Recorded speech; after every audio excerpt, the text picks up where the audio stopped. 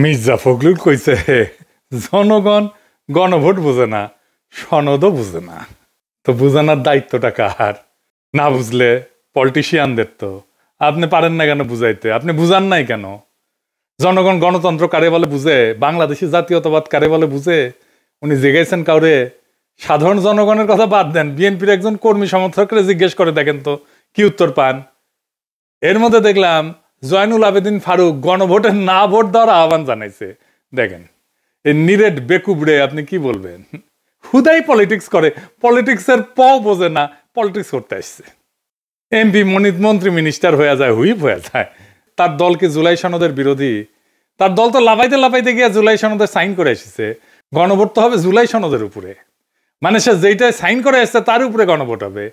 এরা দেখেন দেশ চালানোর খায়েশ করে। আচ্ছা, তর্কের খাতিরে ধরে নিলাম বিএনপি জুলাই সনদের বিরুদ্ধে, তারপরে ধরেন গণভোট হয়েছে এবং জুলাই সনদ বিরোধীরা মানে বিএনপি আর আওয়ামী লীগও তো জুলাই সনদের বিরোধী, তারা না ভোট দিছে, ফলে গণভোটে না জিতে গেছে। তাইলে রক্তে লেখা জুলাই সনদের পরিণতি কি হবে? আমি কই না যে বিএনপি বড়, তাই তার নিজেই নিজে মারে।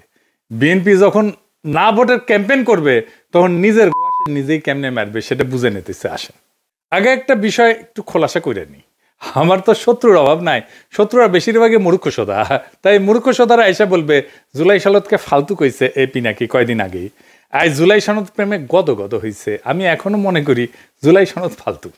এইটা আমরা বিপ্লবের পরে যে রাষ্ট্র তৈরি করতে চাইছিলাম, অন্তত আমি চাইছিলাম, সেটা করতে পারবে না। কিন্তু একটা দেশের সব রাজনৈতিক দল আলাপ আলোচনা করে এটা পর্যন্ত আগাইছে, সেটা একটা মূল্য আছে না? আমি চিটাগাং যাইতে চাই, গাড়ি চড়িছি, গাড়ি এসে কুমিল্লাত নষ্ট হয়ে গেল, তা আমি কি যাইতে পারি? চিটাগাঙে পারি নাই। গাড়িটা কি ফালতু? ফালতু। কুমিল্লা পর্যন্ত আসছি, সত্য আসছি, এটা কি ফেলাই দিতে দিয়ে ঢাকার দিকে রওনা দিব, নাকি চান্সে থাকবো অন্য গাড়ি চেয়ে চিটাগাঙের দিকে যাবো? চিটাগাঙের দিকে যাবো। তো বোঝা গেছে জুলাই সনদ হ্যাঁ ভোট পাইলে ভালো, রাজনৈতিক দলের সমঝোতা জনগণ মাইনে নিছে, এটা বোঝা যাবে। আর যদি না ভোট পায় তাইলে জনগণের আকাঙ্ক্ষাকে রাজনৈতিক দল ধারণ করতে পারেনি, এটাই বোঝা যাবে। বিষয়টা একটু জটিল মনে হইতেছে, আমরা একটু গভীরে গিয়ে আলাপ করব। আসেন আল্লাহর নামে শুরু করি। অনেক এখন কইতেছে গণভোটে না জয়ী হইলে আমরা কি 2024-এর 5ই আগস্টের আগে ফিরে যাব? না, যাব না। কেন যাব না সেটা বুঝতে হইলে একটা গভীর দার্শনিক আলাপে প্রবেশ করতে হবে। আবার ডরেন না, চালচালায় বুঝা যাবেন। এই বিষয়গুলো বোঝা দরকার আছে সবার। এটা না বুঝলে রাজনৈতিক দলগুলো সবসময় মাথায় কাঁঠাল ভেঙে খাবে আর ধুনফুন বুঝাবে, ওরা নিজেরাই বুঝে না। তো ইতিহাসকে, রাজনীতিকে, ঘটনাকে ব্যাখ্যা করতে শিখবেন, তাইলে মজা লাগবে। এরপরে কখনো পিনাকির ভিডিও যদি নাও আসে তাইলে নিজে নিজে পথ চিনে নিতে পারবেন। এটাতেই বুঝবেন কেন হাসিনা বা আওয়ামী লীগের প্রত্যাবর্তন আর সম্ভব না। এই দার্শনিক আলোচনায় বুঝবেন কেন বাংলাদেশ আর কখনো পাকিস্তান হবে না, এটাও বুঝবেন।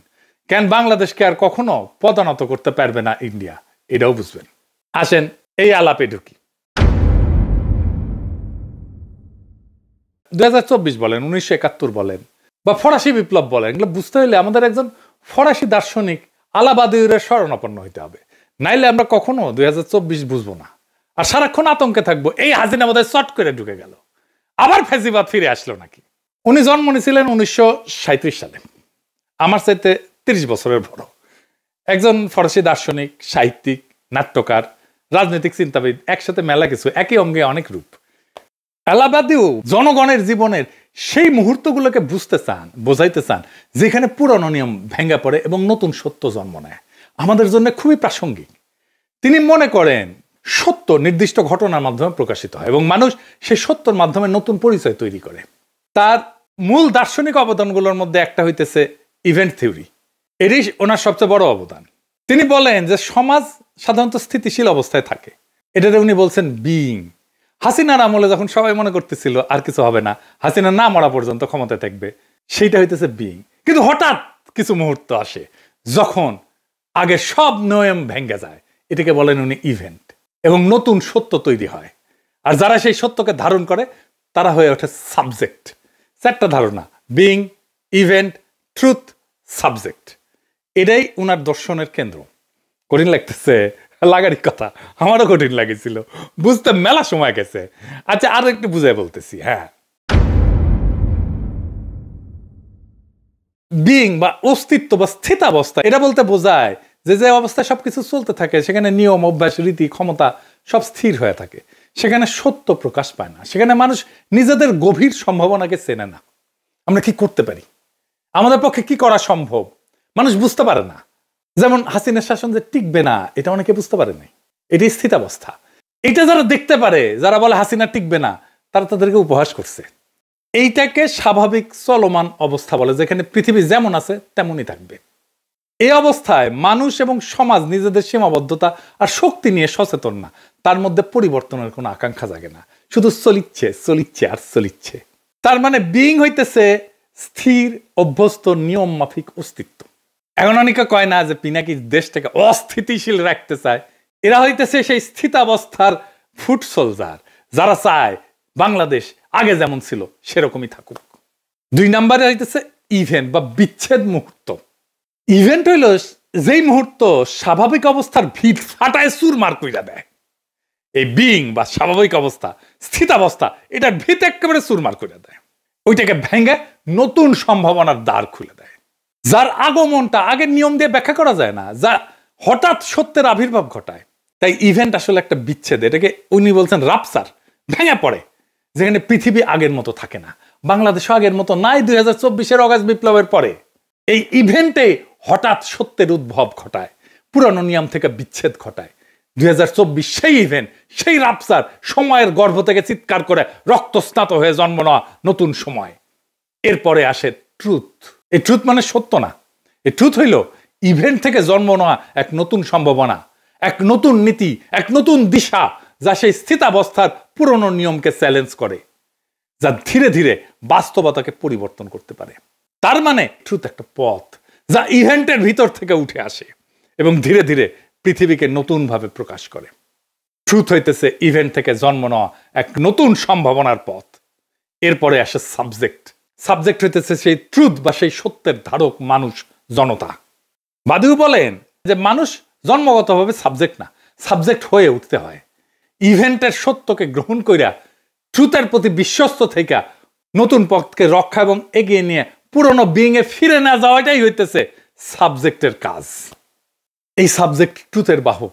বাংলাদেশের মানুষ এই সাবজেক্ট। এখন তার ভিতরে একটা নতুন চেতনার উন্মেষ হয়েছে ইভেন্টের ফলে, তার ভেতরে একটা সত্য জায়গা উঠছে, সে নিজের সম্ভাবনা জানে, সে এই ইভেন্টের বিপ্লবের সত্যকে ধারণ করে এবং তার ভিতর দিয়ে নতুন বাস্তবতা তৈরি করার চেষ্টা করে। সাবজেক্ট সবসময় ইভেন্টের সত্যকে নিজের দায়িত্ব হিসেবে গ্রহণ করে। 4টা ধারণা সম্পর্কে আবারও এডিটর সাহেব পাশে লিখে দেন। অস্তিত্ব বা বিইং, যে অবস্থায় আমরা চুপচাপ চলি। 2 নাম্বার ইভেন্ট, যা সেই অবস্থায় ফাটল ধরায়, রাপচার ঘটায়, ভেঙ্গে ফেলে, যা বিপ্লব 2024-এর। ট্রুথ, যে নতুন দিশা সেই রাপচার থেকে, ইভেন্ট থেকে জন্মায়। সাবজেক্ট, যে মানুষ সেই নতুন দিশাকে ধারণ করে আগায় যায়। এক বাক্যে যদি বুঝায় বলি, অস্তিত্বের নীরব স্থবিরতার মধ্যে হঠাৎ ঘটে যাওয়া বিপ্লব থেকে যে নতুন সত্য জন্ম নেয় এবং যে জনগোষ্ঠী সেই সত্যের প্রতি বিশ্বস্ত থাকে, সেই পরিণত হয় সাবজেক্টে। তাহলে জুলাই সনদের নৈতিক ভিত্তি কি, ইভেন্ট নাকি ভোট? বাংলাদেশ একটা নতুন কাল পর্বে প্রবেশ করছে। সেখানে জুলাই সনদ উত্থিত হয়েছে বিপ্লব থেকে, ইভেন্ট থেকে। তাই জুলাই সনদ গণভোটে হাইরা গেলেও তার বৈধতা হারায় না। জুলাই সনদ হইতেছে জনগণের উত্থানে জন্ম নেওয়া নতুন ভিত্তিনীতি। এটা ভোটে জেতা দিয়ে তৈরি হয় না। এই ভিত্তিনীতি তৈরি হয় ঐতিহাসিক ঘটনাবলী, উত্থান, জনক্ষমতা, সামাজিক রূপান্তর এবং সম্মিলিত দাবির ভিত্তিতে। বিএনপি বলে না সংসদে যে সবকিছু ঠিক করব, ভোটে সবকিছু ঠিক হবে না। ভিত্তিনীতি তৈরি হয় বিপ্লবে, অভ্যুত্থানে, জনগণের আকাঙ্ক্ষায়, গণ আকাঙ্ক্ষায়, ভোটে না। জুলাই সনদ ঐতিহাসিকভাবে জন্ম নেওয়া নতুন ভিত্তি চুক্তি। ভোট তার বৈধতা বাড়াইতে পারে বা কমাইতে পারে, কিন্তু বাতিল করতে পারে না। জুলাই সনদ কোনো দলীয় প্রতিশ্রুতি না যে ভোটে হারলে বাতিল হয়ে যাবে। এটা হইল বর্ষা বিপ্লবের রাজনৈতিক ফল, জনসম্মতির উপরে লেখা দলিল, 25টা রাজনৈতিক শক্তির সই করা কাঠামো, ইতিহাসে জন্ম নেওয়া নতুন ভিত্তি। এইটা এক্সট্রা কনস্টিটিউশনাল সত্য মুহূর্ত।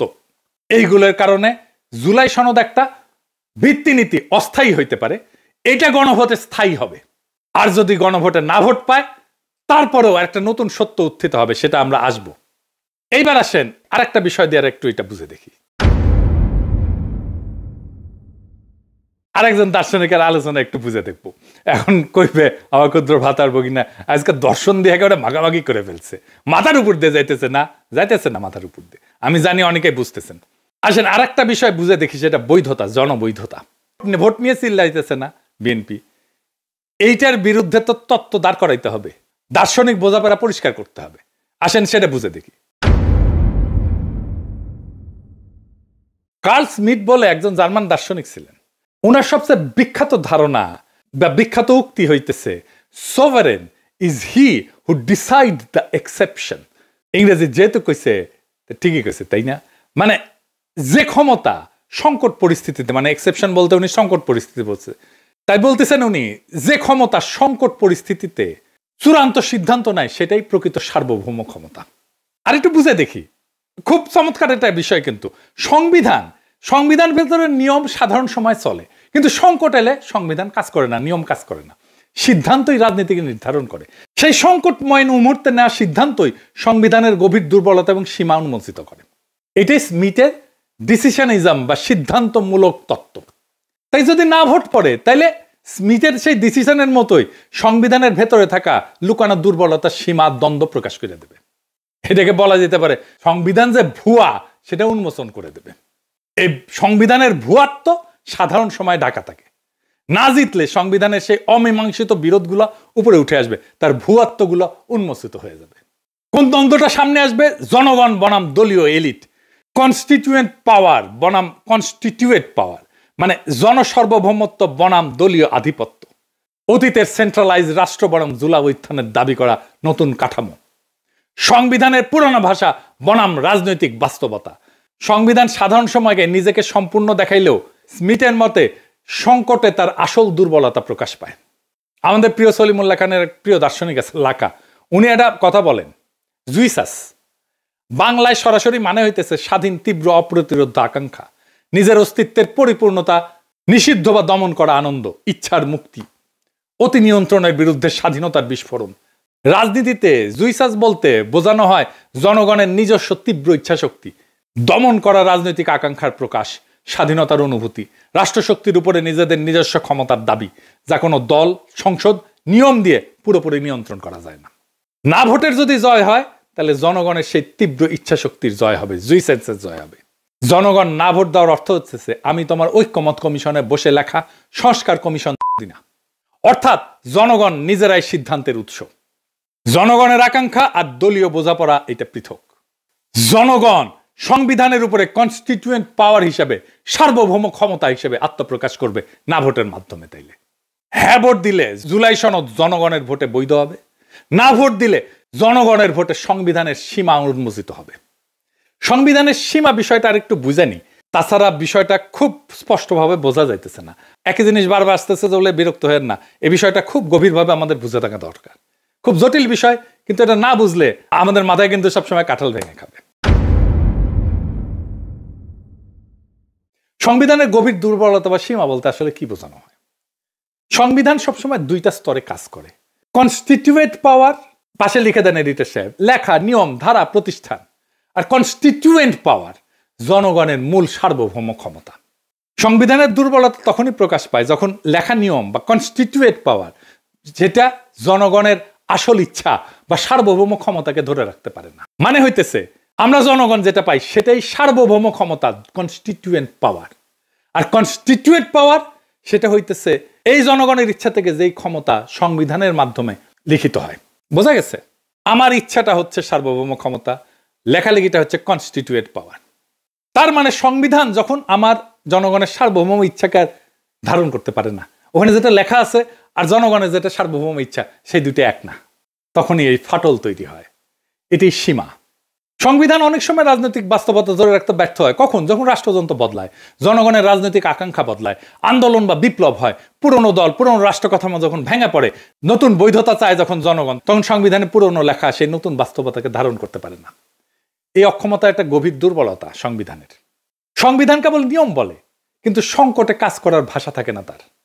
স্মিথের ভাষায় নিয়ম শুধু স্বাভাবিক সময়ের জন্য, সংকটে সে অক্ষম। নিয়ম স্বাভাবিক সময়ের জন্য, সংকটে সে অক্ষম। সংবিধান স্বাভাবিক সময়ের জন্য, সংকটে সংবিধান না, জনগণের সার্বভৌম ইচ্ছা। তখন সিদ্ধান্ত রাজনীতির আসল চেহারা দেখায়। যখন নির্বাচন ভেঙে পড়ে, রাষ্ট্র ব্যর্থ হয়, শাসক পালায়, হাসিনা যেমন পালাইছে, জনগণ রাস্তায় নেমে আসে, সংবিধান বলে না কি করতে হবে। এটাই ফল্ট লাইন, এটাই সংবিধানের সীমা। সংবিধান দাঁড়ায় থাকে দলীয় ভারসাম্যের উপরে, জনগণের উপরে না। বেশিরভাগ দেশের মতো বাংলাদেশেও সংবিধান রচিত হয় দলীয় সমঝোতায়। শাসক দলই ব্যাখ্যা করে, আদালত রাজনৈতিক চাপের বাইরে না। ফলে সংকট আসলে দলীয় স্বার্থই আগে আসে, জনগণ সার্বভৌমত্ব আগে আসে না। এটাই সংবিধানের সীমা। সংবিধান নিজেকে পরিবর্তন করার ক্ষমতা নিজেই আটকায় দেয়। সংবিধানের সবচেয়ে বড় দুর্বলতা হলো নিজেকে পরিবর্তন করতে একই রাজনৈতিক শক্তির অনুমতি লাগে। যদি সংসদ দখলে থাকে, দলগুলো ক্ষমতা নির্ভর হয়, তাহলে সংবিধান বদলানো যায় না। রাষ্ট্র ভেঙে পড়লেও বদলানো যায় না। তাই আমরা পারতেছি না এখন সংবিধান বদলাইতে, কারণ সংবিধানই বলে যে সংখ্যাগরিষ্ঠতার মতামত লাগবে সংবিধান বদলাইতে। এটি স্ট্রাকচারাল উইকনেস। সংবিধান জনগণের সার্বভৌমত্বকে ইনস্টিটিউশনালাইজ করতে পারে না। সংবিধান ধরে নেয় যে জনগণ 5 বছরে একবার ভোট দেবে, বাকি সময় রাষ্ট্রই জনগণের প্রতিনিধি। জনগণ পরোক্ষভাবে সার্বভৌম, কিন্তু জুলাই উত্থানের মতো পরিস্থিতিতে জনগণ সরাসরি ক্ষমতা প্রয়োগ করছে। দলীয় কাঠামো ভেঙে গেছে, বিদ্যমান নিয়ম আর যথেষ্ট থাকে না। সংবিধান এই সরাসরি সার্বভৌমত্বকে ধারণ করতে পারে না। এটাই সংবিধানের ডিপ লিমিট, সব দেশের, শুধু আমাদের দেশের না। সেজন্য আমরা সংবিধানের বদল চাইছিলাম, নতুন সংবিধান চাইছিলাম। সংবিধান রাষ্ট্রযন্ত্রের শক্তির সামনে দুর্বল। সংবিধানে লেখা থাকে নাগরিক অধিকার, আইনের শাসন, স্বাধীন নির্বাচন। হয়েছে? সংবিধান তো ছিল, হাসিনার আমলে হয়েছে? হয় নাই। বাস্তবে সেনাবাহিনী, ব্যুরোক্রেসি, গোয়েন্দা সংস্থা, পুলিশ, আদালত, দলীয় আধিপত্য, এগুলো লিখিত সংবিধানের উপরে উঠে যায়। সংবিধান তখন একটা কাগজ হয়ে যায়, রাষ্ট্রযন্ত্রের সামনে দুর্বল। সংবিধান তো আমাদের অধিকারকে রক্ষা করতে পারেনি, সংবিধান তো ফ্যাসিবাদকে আটকাইতে পারেনি। তাই বর্ষা বিপ্লবের মধ্যে দিয়ে নতুন যে গণচুক্তি হয়েছে, সেটা স্বীকৃতি দিতে পারে না। এই জন্যই জনগণকে নতুন চুক্তি লিখতে হয়, নতুন সংবিধান লিখতে হয়। এটাই কনস্টিটিউয়েন্ট পাওয়ার। তাই গণভোটে যদি হ্যাঁ পড়ে, মানে জনগণ সনদের প্রস্তাবগুলো সরাসরি অনুমোদন করছে, এটা সনদের পপুলার ম্যান্ডেট তৈরি করবে। সনদ তখন মুভমেন্ট ডকুমেন্ট থেকে জন অনুমোদিত একটা রোড ম্যাপে পরিণত হবে। দলগুলোর উপরে সনদ বাস্তবায়নের নৈতিক রাজনৈতিক বাধ্যবাধকতা তৈরি হবে। সনদ তখন ভবিষ্যৎ সংবিধান সংশোধনের একটা ঐক্যমতের একটা ভিত্তি হয়ে দাঁড়াবে। এডিটর সাহেব লিখে দেন, হ্যাঁ ভোট সনদকে বৈধ এবং জনপ্রতিনিধিত্বমূলক দলিল হিসাবে গ্রহণ করবে। আর না হইলে জনগণের কনস্টিটিউয়েন্ট পাওয়ার প্রকাশ হবে, যেটা সবচেয়ে গুরুত্বপূর্ণ।